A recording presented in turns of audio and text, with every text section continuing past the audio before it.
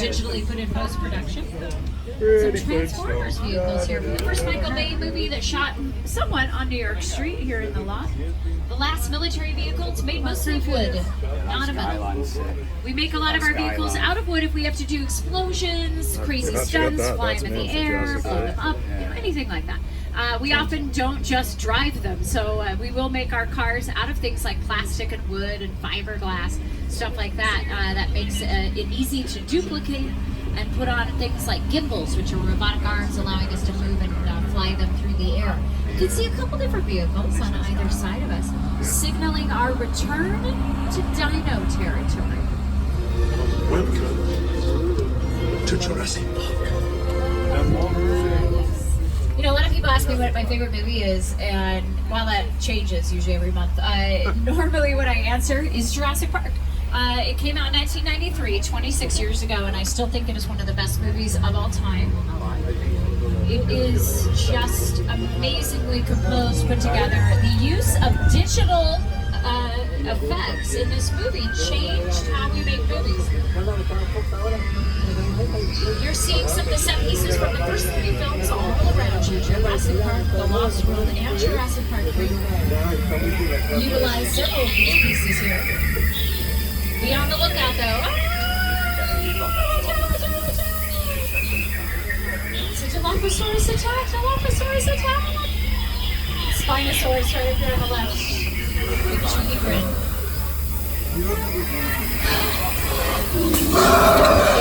It's always fun when they're working on a Jurassic Park or Jurassic World movie. Here is a scene from the second one called The Lost World. The way it's shot here at the studio, this was shot off the side of our free parking garage. There goes my water.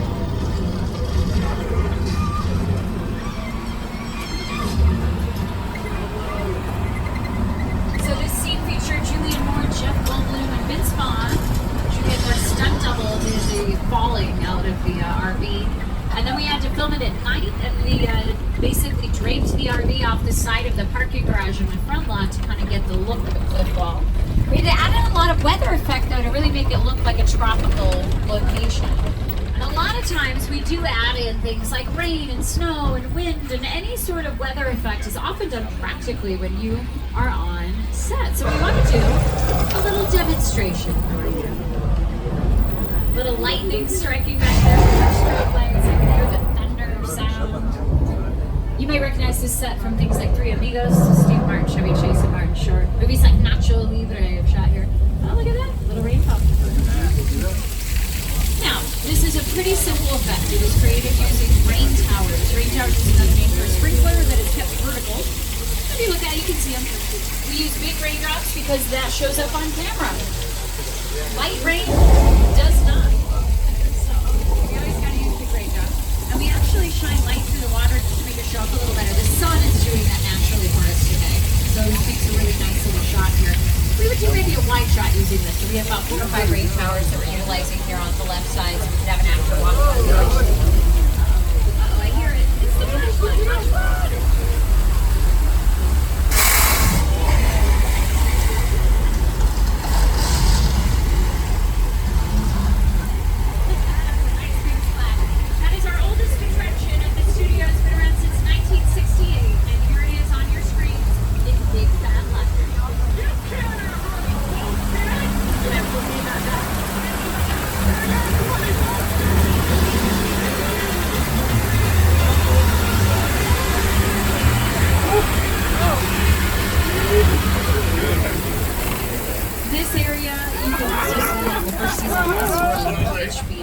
Is also seen in the very first Disney's Pirates of the Caribbean, Curse of the Black Pearl. This was a bit of Tortuga where Jack Sparrow got slapped in the face a couple of times. That scene was all kind of shot in this section. And as we kind of come around the corner, we're coming into our western sets. I love this area of our lot. They got a lot of love recently because if you saw Quentin Tarantino's Once Upon a Time in Hollywood, you saw this set for about half of that movie. Any of Rick Dalton doing Lancer in that movie was all done right here. So Rick Dalton, played by Leo DiCaprio, Brad Pitt, and that Timothy Olyphant. It was such a cool shoot. They were out here for about a month and a half. Just to give you an idea of what this does look like when we dress it up, here's Jimmy with a little demonstration.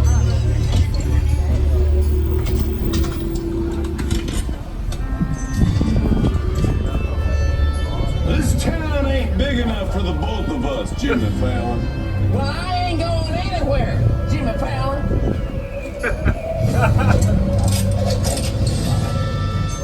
Now look here. Nice folks in this tram don't want no trouble. They just want to check out 6 Points, one of the oldest sets on the Universal line. I hear this is where John Wayne and Jimmy Stewart shot a few of their westerns. That's right. That's where I aim to shoot you. Looks like we got ourselves a Mexican standoff. Lucky shot. Now what say you mount up and get out of town while the get good? All right. Well, I'll see you again, Fallon. Oh, you can count on it, then. And yeah. That is this street. It's a great example of what it does really look like, because a lot of times, and Quentin Tarantino's Once Upon a Time in Hollywood is no different. They spend a couple days laying dirt down. Sometimes we'll actually rent the dirt from a company. We have to give it all back by the end, so they do have to spend a couple days after they're done shooting cleaning it all up. Because we have to have the blacktop roads to drive our vehicles on. Around the corner, you guys see our lake over here on the left. That's Park Lake. Been around for a very long time. Used it for things like McHale's Navy and a TV movie, Gilligan's Island. But more recent productions like Desperate Housewives, The Good Place, and 911 have used it. But here it is in one of our original monster movies, Creature from the Black Lagoon. That's that lake in the 1950s.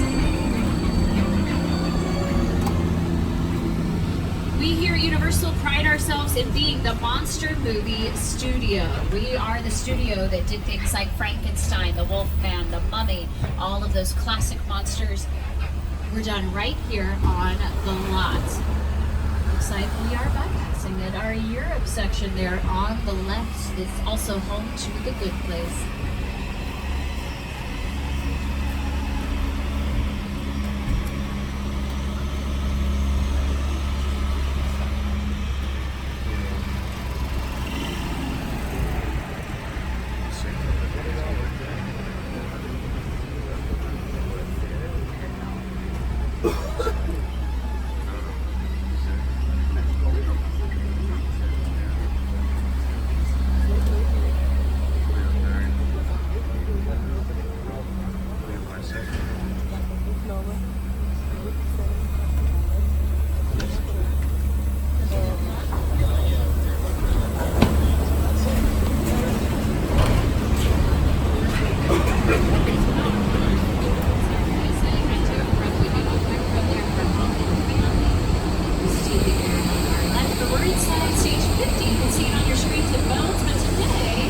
See if we can do a little demo for